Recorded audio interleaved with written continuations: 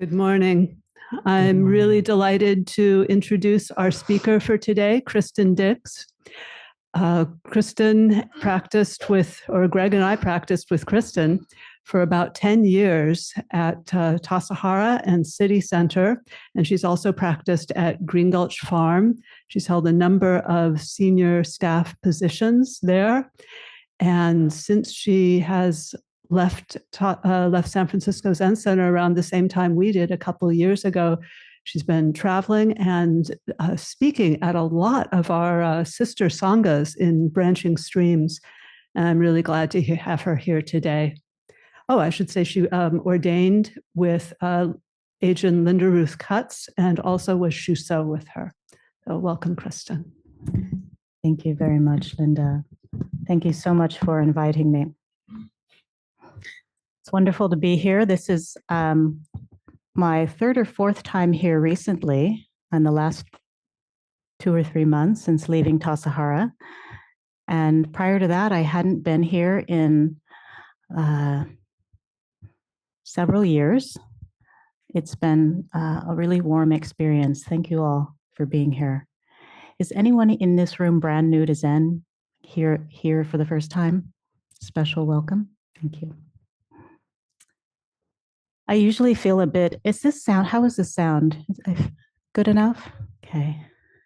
I usually feel a bit hamstrung, kind of impaired, not really able to move with the ease and the fluidity that I prefer to feel when I come to speak with a group that I am meeting for the first time, as is the case with many of you. There are a few people in this room who I've practiced with for quite some time. But I think I feel this kind of impairment because I really value real conversation. And such a big part of conversation is listening and observing and feeling. And I have not yet had the opportunity to listen or observe many of you in this room, to hear your interests, your concerns, your aspirations. And so, it's not that uncommon these days that the speaker at a public Dharma talk is not familiar with many of the people who are in the room, and especially with so many online offerings these days. There are people online who I cannot see from here, and I doubt that they all fit on a single screen. So I begin by presuming and projecting quite a lot naturally, just as a basis upon which to begin speaking. Because sitting up here means I've been invited to say something about the Buddha Dharma. I think these Dharma talks are intimate occasions and intimate conversations. That said, I would go so far as to say that whether or not we consider the conversation that we are engaged in to be intimate, it is. Even our lack of familiarity with one another is intimately conveyed in this moment. And all of our interactions, even those that may not quite qualify as conversations, are intimate transmissions. We're swimming in intimate transmission all day long, from birth to death. It's not just a Zen thing. What we want and what we don't want is intimately transmitted. Our hopes and fears, the benevolent and the malign, our self-consciousness, ignorance, it's all being transmitted. We're swimming in this all day long. If it weren't the case, it wouldn't be possible to be compassionate empathetic, to feel with and for others. This morning, I intend to place some emphasis not just on the intimate transmission that's continuous, but upon conversation, intimate conversation. And we all know that conversations happen verbally and non-verbally. So what's the difference between a kind of continuous intimate transmission and conversation? And, you know, if you look up conversation, some of its old roots are in the words familiar and intimate. But today, what I mean is with intention, showing up with intention, the intention to give and receive, to see and be seen, hear and be heard, feel and be felt. Conversation, as I mean it, is a dynamic engagement in intentional availability.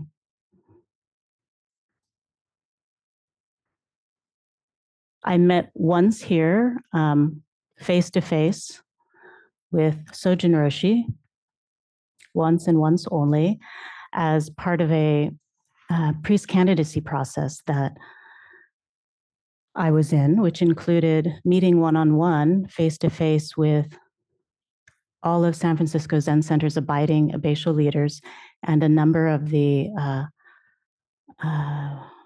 still living former abbatial leaders.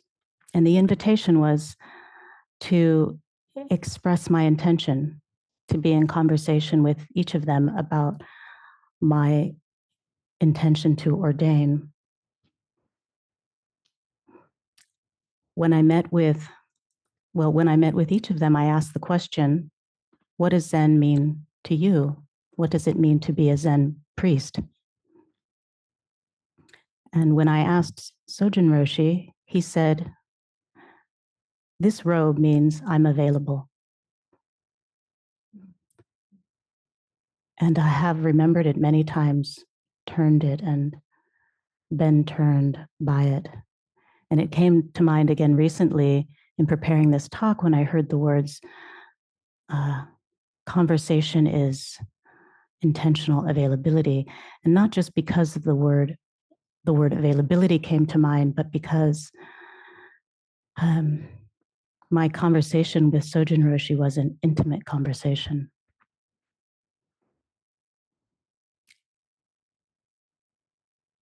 Because of what I felt at the time of that meeting.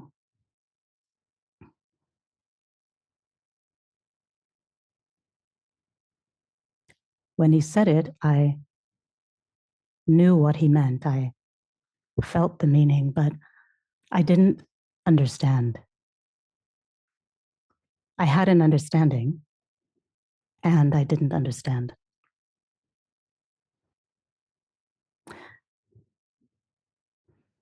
So as I said, it's not uncommon, this absence of a certain kind of familiarity between us on these occasions. I'm simply acknowledging it in order to be accountable to the fact.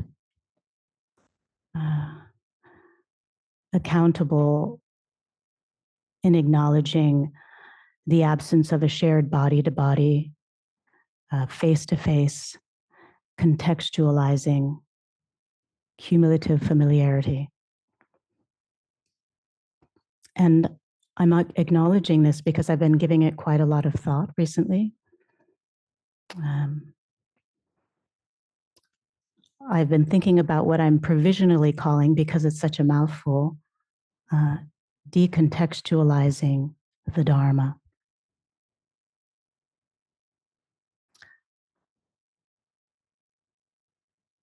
Which means talking about Zen practice or the Buddhist teachings in ways that do not acknowledge context, place, time, diversity of experiences in the room, lack of shared reference points for knowing, lack of familiarity among many of you in the room with one another, and a diversity of experiences with respect to studying the teachings, the fundamental teachings.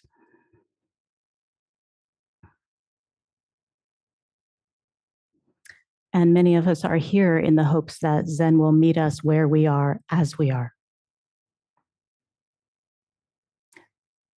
We all know that familiarity comes from spending time together. And how we spend time together determines whether our familiarity is shallow or deep. Sangha, the community of practitioners who come together regularly, who spend time together sitting, walking, eating, chanting, as we did here this morning,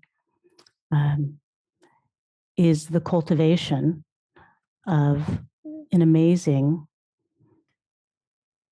powerfully supportive,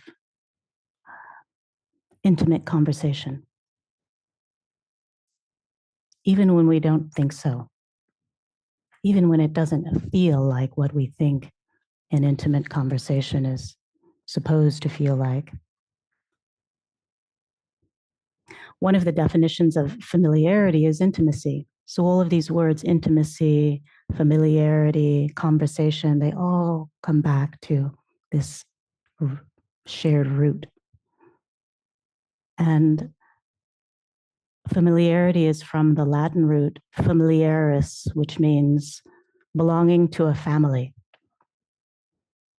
And I think in many of our hearts, the word family is closely associated with the word home, or who feels at home, who feels like a member of the family. Some of you may not have the most positive associations with the word family or with your early home life, so these words may rub you the wrong way. But I think having a sangha and a temple where one is able to practice regularly in an embodied way is having a spiritual family and a spiritual home, where deep and nourishing and challenging, illuminating conversations are cultivated with intentionality. When this is the case, Sangha and the temple is a place where the heart can dare to open. And we can, even as a very diverse group of people with very different backgrounds, we can leap together, leap clear of the many and the one, without diminishing our differences, our particularities, our personal experiences.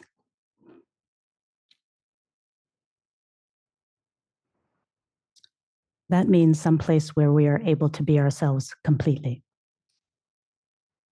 And I think that this is what Suzuki Roshi meant when he said, when you are you, Zen is Zen. When you are you completely, then Zen is Zen completely.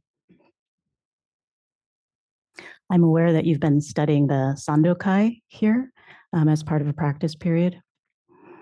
And I think Suzuki Roshi's commentaries and the book Branching Streams Flow in the Darkness. I've been studying one of Dogen's fascicles called Mitsugo, and it has been interesting. It's managed to resonate with just about every other Zen teaching that I've read recently and shined a light in every corner of my own life. And one of the translations of Mitsugo is intimate language. The most recent published translation in English is secret words. So knowing that you've been studying the Sandokai, I decided to go back and reread some parts of that collection, which I'd studied before and quite enjoyed. And there was a particular passage that really leapt out at me. It was a dialogue between Suzuki Roshi and a student during the Q&A following a lecture. And I won't read it all. What I read will be word for word, but there's a lot that I've left out. So if you'd like to read it in its entirety, it's the 12th talk in that book. A student says to Suzuki Roshi, "Roshi, do you think we have any choice? For instance, I am here at Tassajara by my choice, or am I simply here?" Suzuki Roshi says, "Your Buddha nature brought you here to Tassajara. I don't think it was your choice completely. Maybe 20 or 30% is your choice. But most of the reason for your being here is beyond that." He went on, and the student asked another question. "Well, then, if I were to become Buddha, would I have anything to do with it?" And Suzuki Roshi says, "First of all, try to forget yourself and rely on your true voice, your voiceless voice.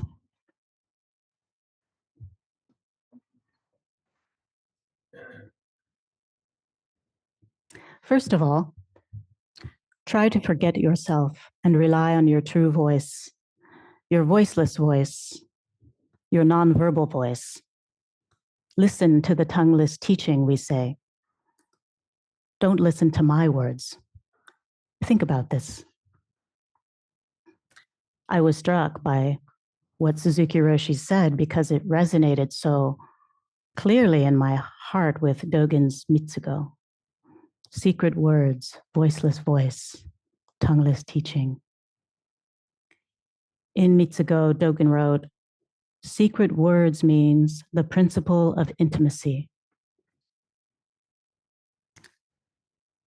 That dialogue follows one of Suzuki Roshi's lectures in which he seemed to me to be primarily emphasizing, quote, "Give up your selfish practice." What I'm emphasizing this morning is perhaps a little bit different, but definitely not unrelated. I'm talking about waking up from our isolated and isolating practice and realizing the path of interrelated embodied practice, contextual practice. We are all located somewhere, someplace at a particular time and with our particular histories. There's a particular group dynamic within particular societal structures and systems. So giving up our isolated practice does not mean abandoning or covering up our specificity, our particularities, personal experiences. What it means to me is bringing all of ourselves into relationship in and through practice. And in so doing, we recognizing more and more that it has already been, that it is already so, that it has always been the case, that we are thoroughly in relationship, shot through with interbeing, completely dependently co-risen moment after moment. So when we find ourselves in a state of isolation or feeling cut off from other people, that's a red flag in my mind. And I think of it as an indication that something has been left out. Something has been disavowed. And disavowed means disowned, denied, starved of its true relatedness, its place in the whole.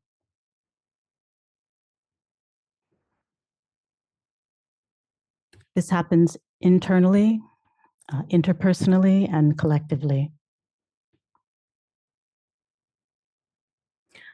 When we feel isolated, we also tend to feel rather self-concerned. So that's another flag. I'm feeling rather self-concerned. What is going on? because we don't recognize or feel that we're held by something larger, something vital and sustaining, wherein we actually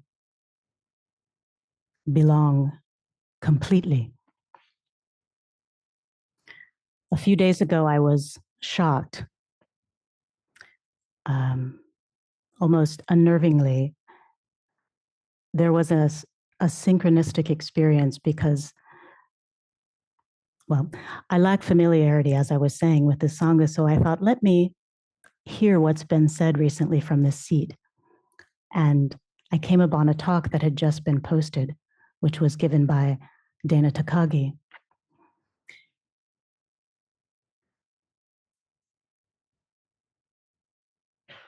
In which she was talking about double consciousness.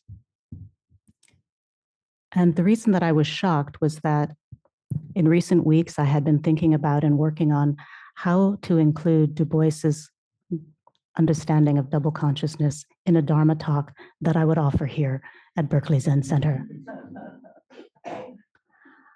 And it's really quite remarkable because I've never heard it referred to from the Dharma seat, and I hadn't heard it brought up recently. But a few years ago, it's something that I was very deeply turning and that I referenced in an essay. So when I heard her say it, I thought, she stole my line.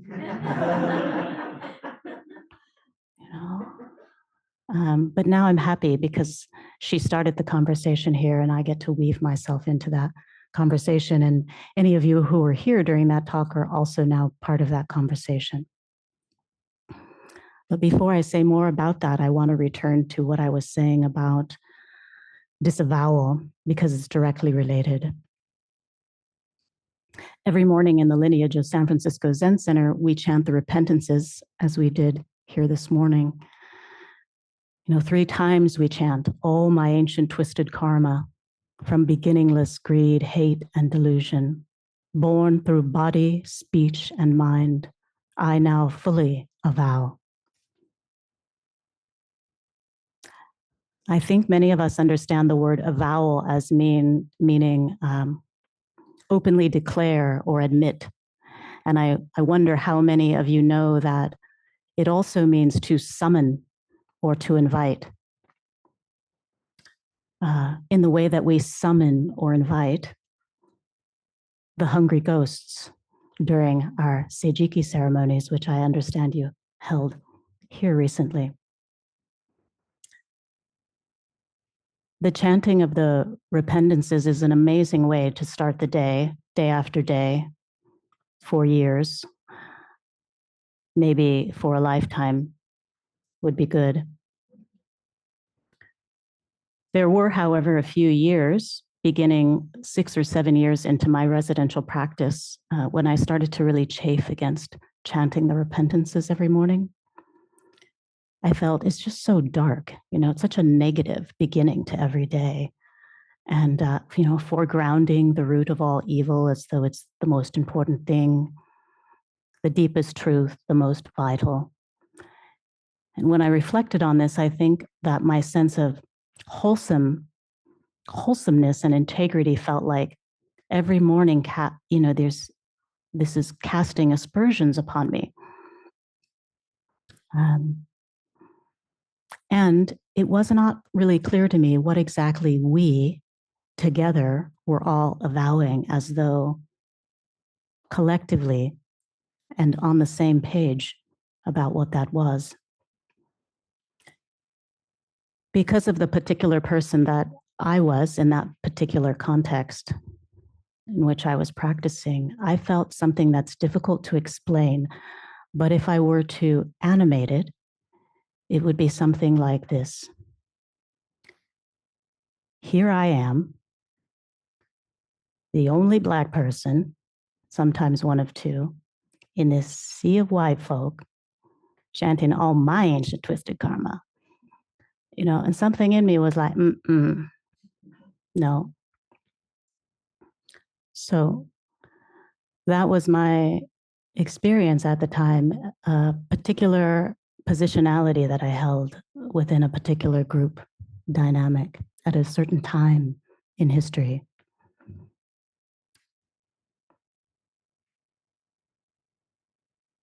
I did later learn that it was not an entirely uncommon experience and that many other people of various colors, including a number of white folks, were having similar experience chanting the repentances. Sometimes I'm not sure what comes first, feeling the alienation or the disavowal. And I think it depends on the circumstances. Whenever we find ourselves in a group that we want to feel a part of and wherein we see ourselves as the only one of whatever, the tendency is to begin dissociating from some real and deep personal experiences. It's easy to fall to the level of disavowal without even knowing it when aspects of ourselves are not reflected in the group that we find ourselves in. Many of us do this in order to feel belonging, in order to feel comfortable enough, in order to stay. So disavowal is a kind of dissociation. It's a splitting off. And it happens mostly unconsciously. Paradoxically, we split in order to feel whole. Now, I'm not equating splitting that I'm talking about this morning with the double consciousness that Du Bois meant when he said double consciousness. But I do recognize how what he described as double consciousness can lead to splitting. It's very common and mostly invisible, and I think it's a pervasive kind of wound.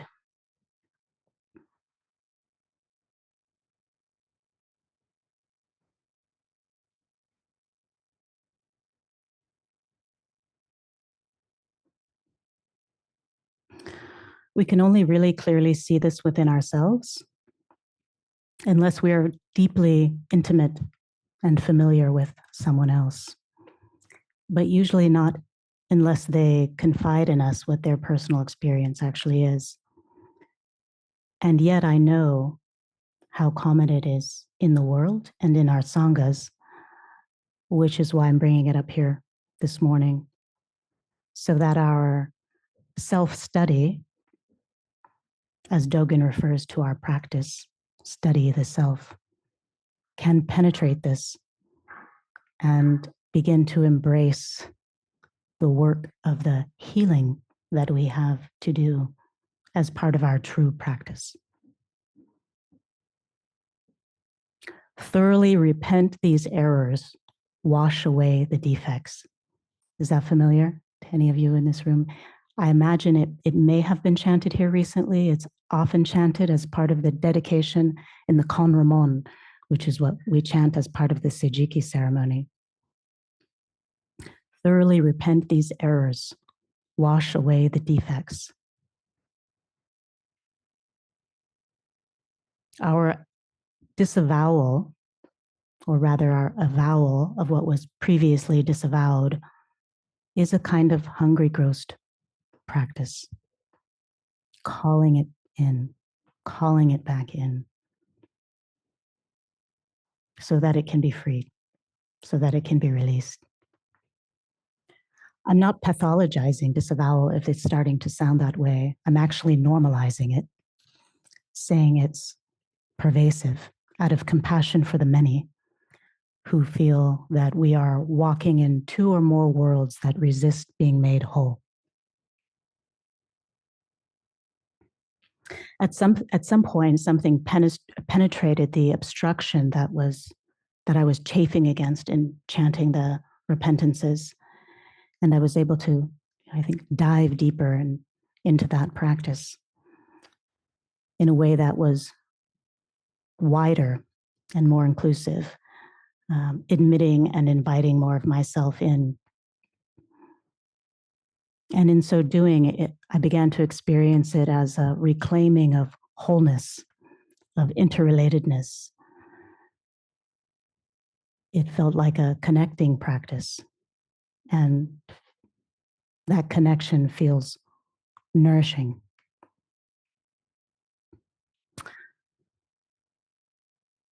Because Dana stole my line, because Du Bois was so recently discussed here in his what he wrote in the first chapter of his book, The Soul of Black Folks, about double consciousness, was already discussed from this seat recently. I've decided to share a very resonant passage from another important thinker, writer, activist, also educated in Cambridge, which is where Du Bois was educated, in Cambridge, Massachusetts, but at Radcliffe College, because at that time, women were not allowed to enroll in Harvard until actually quite recently, after I was born.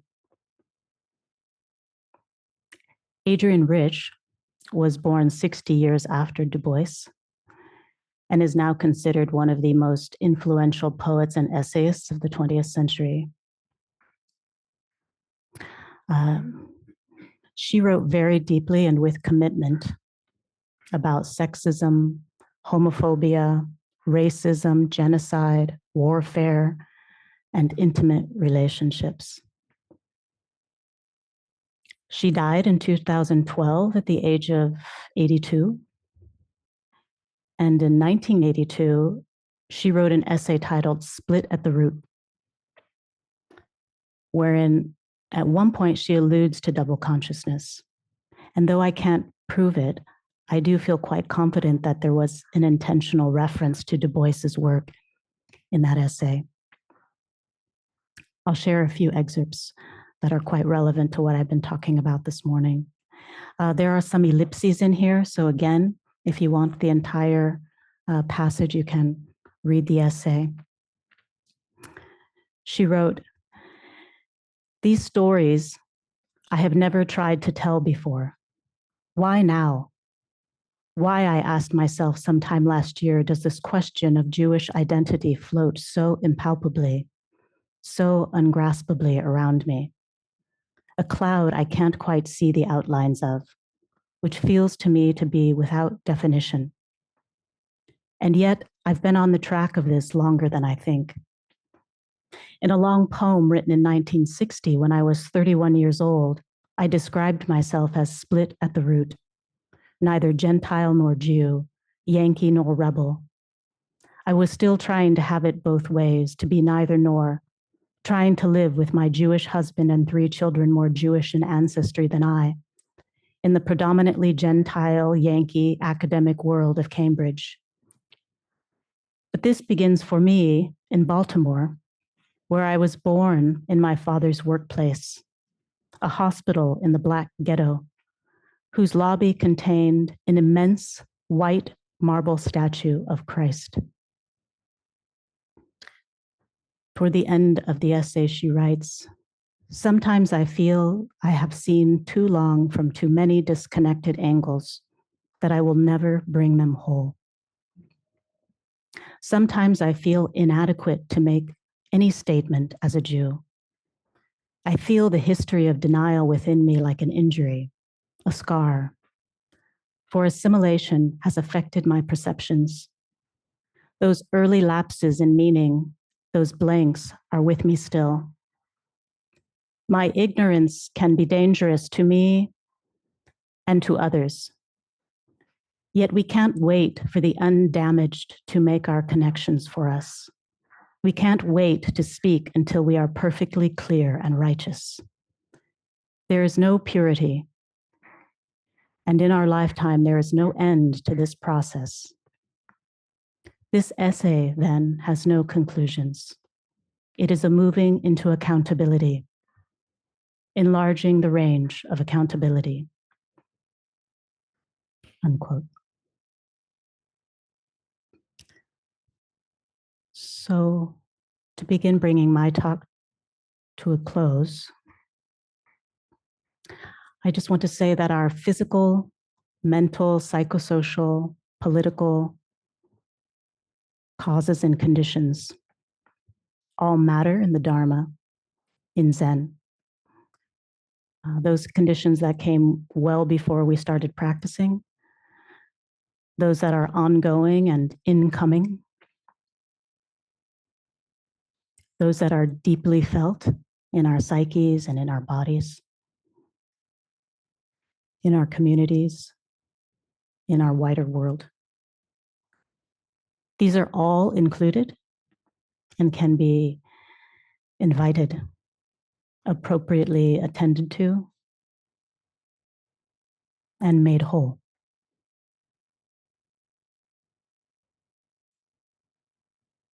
Then you are you completely, and Zen is Zen. That is my prayer and my vow. Thank you all for your generous attention.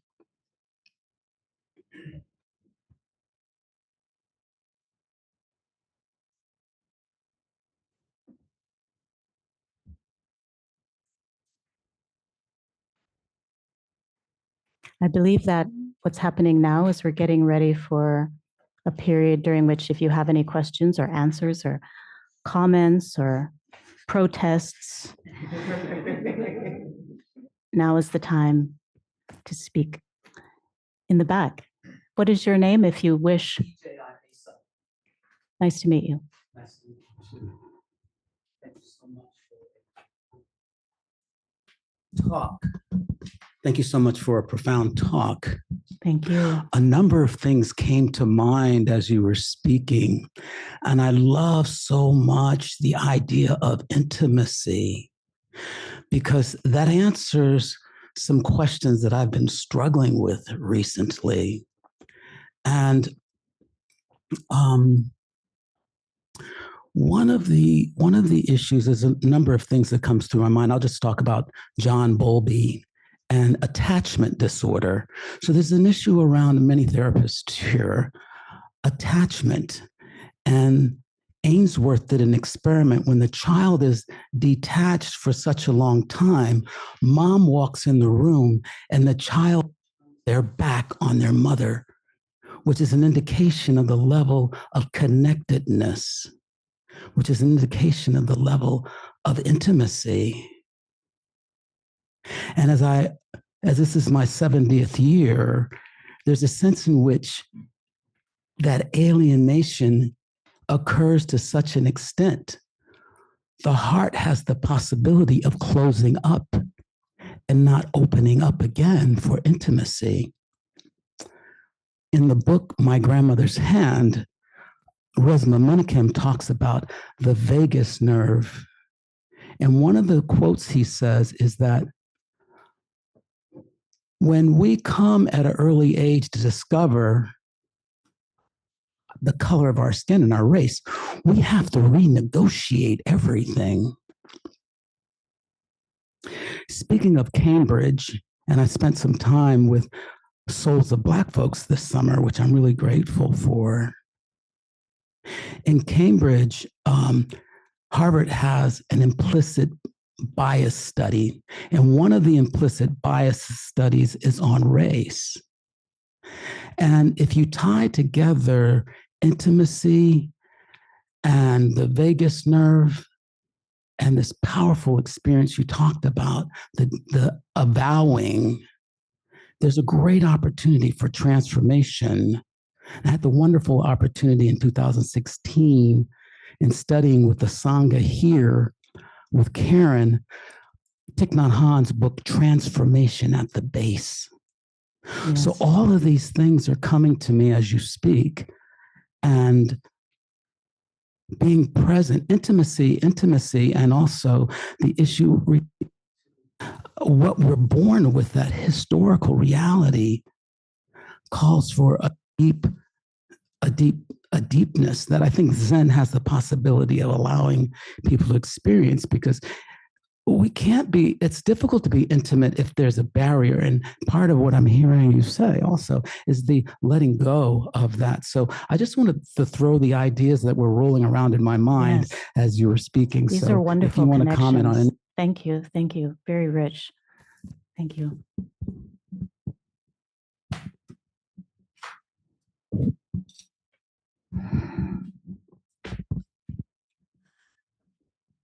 Morning. My name is Mary. Good morning. Thank you so much for your talk. I feel it is so rich with resonance on a number of levels for me anyway. I'm not a person who feels immediately at home for my own threads of difference.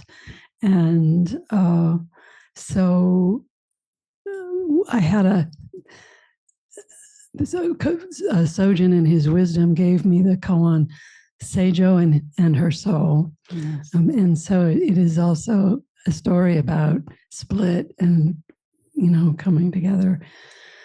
But I wanted to go back to the avowal piece. From here at Tassajara last month on a Sangha week, studying the Sandokai, and we had a bodhisattva ceremony in which we did all of those avowals.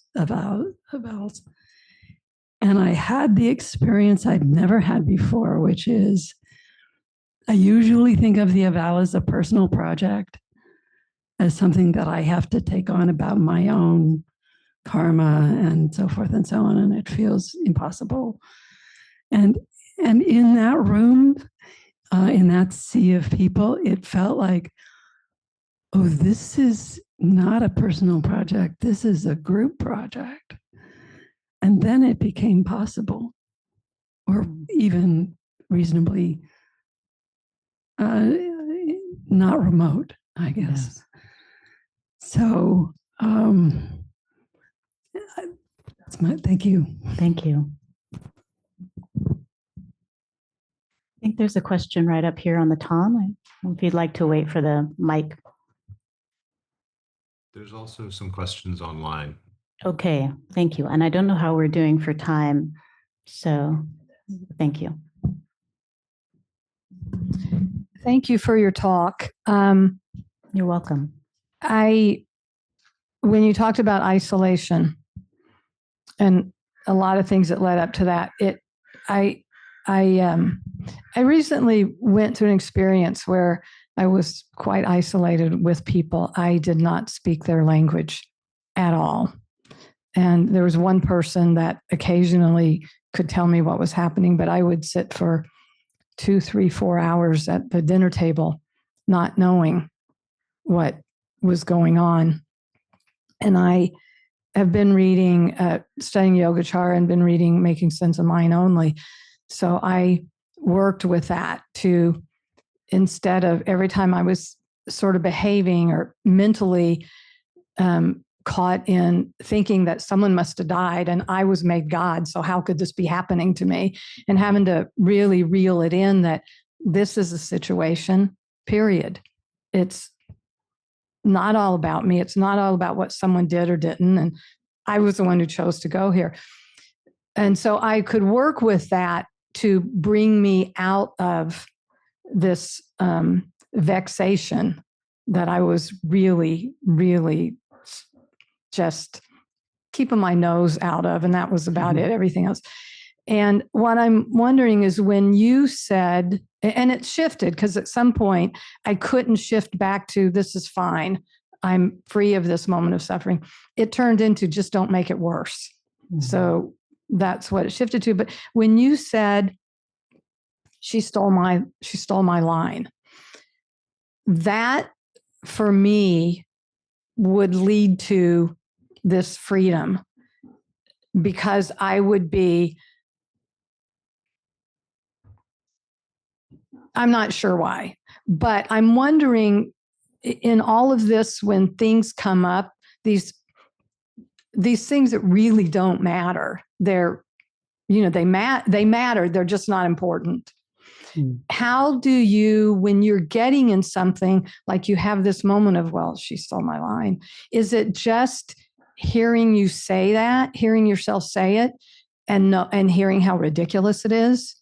Or is it just entertainment and that relieves you from that vexation? So I'm curious about it, because you did mention that this is something that, comes up for all of us. And I'm curious about the actual action or activity that might occur that remind you, oh yeah. Well, first of all, I'll say She Stole My Line was a bit of comic relief for your benefit. It worked for me. I'll start using that when a lot of things happen. But you just helped me to see it in kind of another way, because sometimes we do have a thought like that and we believe it, and we have a very different feeling. So I did have a feeling which is difficult to explain, and I didn't think you would appreciate, like, wow, how is that possible? And I also kind of felt, I had a paranoid moment, like someone like hacked my computer. I do have these brief moments of paranoia. But then I thought what happened was there was a reframe. First, I was just noticing what I felt. I didn't immediately push it away. I just was with that for a while. And then I felt an opportunity to reframe, which is not a manipulation so much as a recognition of something wider, a wider possibility. Like, I can still bring this up. Now I'm a part of something larger. And I think that's very much at the heart of what I was talking about today. We're always part of something larger. And so usually when there's intense vexation, we are narrowly focused. And sometimes we really need to look at that narrow focus, because there's information in there, not only about the present moment, but often about some past pain. So I don't want to suggest spiritually bypassing that, like getting out too quick. So you can look at it, and then at some point it starts to open up a little bit. And we can recognize again, I'm part of something much larger here, and widen the aperture. And then our positionality, it changes, and there are new possibilities. And then sometimes we can laugh at ourselves, or we can marvel, or we can feel compassion for ourselves. But there's not always laughter, but there's often a moment of like, oh, it's okay. So do you see this as something, an actual action or activity is a pause? What we're training here for is to allow for a pause in that moment to hear what to recognize what we're thinking or what we're saying. And that pause allows that space. And then almost, for me, I almost feel like I'm turning this into a habit of I feel the vexation. It's the first thing, I feel it. And then allow for a pause. And with sitting for a long time, then that pause shifts into what you were also just talking about. Another way of thinking about it is there's an intentionality that brings us to our practice. And we can see all of these things that come up in our minds and in our interpersonal relationships as conversations, if we come to this practice with intentionality. To what? To liberate ourselves from this suffering. So when we return and we return and we return to that practice regularly, we start to see our patterns and those patterns of behavior that we're suffering. So sometimes it seems like a pause, but I think for me, often it's more like a moment of recognition. And then there can be a pivot. There's a shift that can happen. And then sometimes I need to intentionally say pause, which might feel like refraining. And then something else happens, flowing from a deeper, a wisdom that I've been cultivating with others. Thank you. I appreciate Thank you. The additional words thank you. Thank you. Yeah. I don't know if we have time for anyone online, but maybe and I noticed, I want to say if we run out of time, I'll be here for tea for a bit. So please feel welcome to approach me at that time.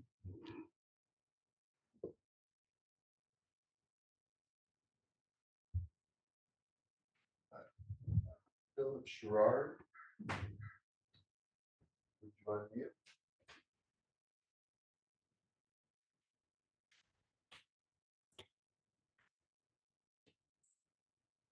Go ahead, Philip.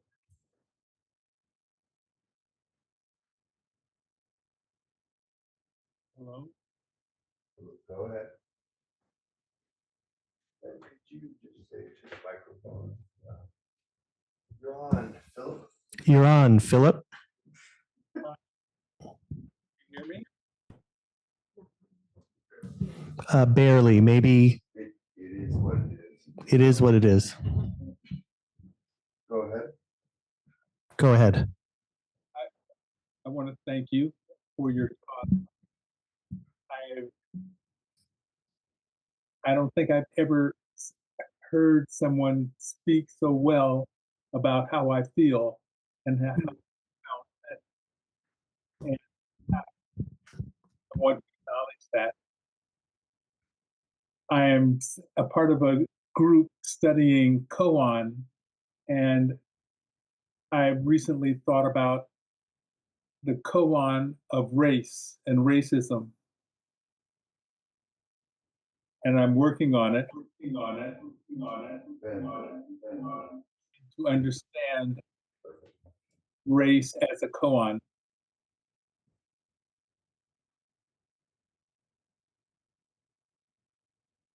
Thank you very much for your talk. Thank you.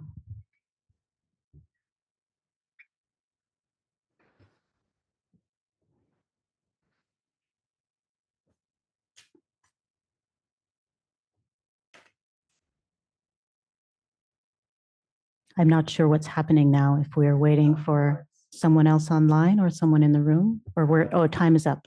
I think time is up. That's the signal with the striker. And so we'll do the Bodhisattva vows now. Okay, I apologize to those of you online that we ran out of time for further discussion. Thank you for coming.